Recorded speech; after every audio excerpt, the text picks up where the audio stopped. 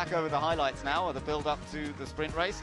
Nico Hülkenberg, he looked just as cool before the race as he ended up looking after the race. Salvador Duran, though, won't have such a big smile on his face, I'm afraid, because things didn't go according to plan for him at all.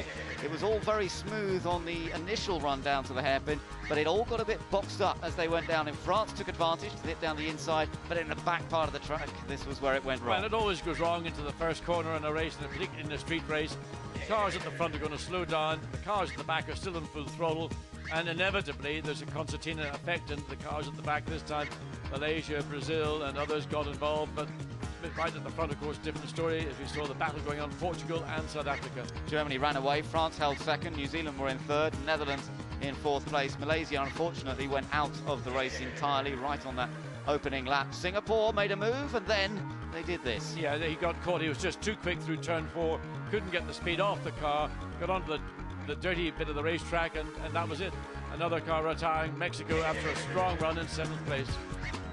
Well, Mexico had great disappointment with that, pulling off the track. A little bit of something flying off the South African car. Yes, that's the access panel on the top of the chassis to enable you to get at the spring and the dampers, so that just popped off going through turn 7.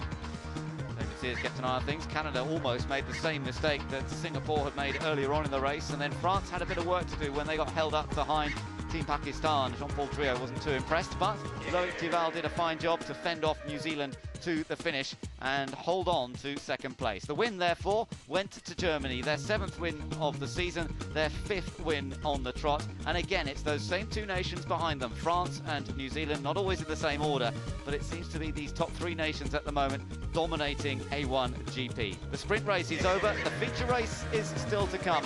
Hope you can join us for that later on. For now, bye-bye.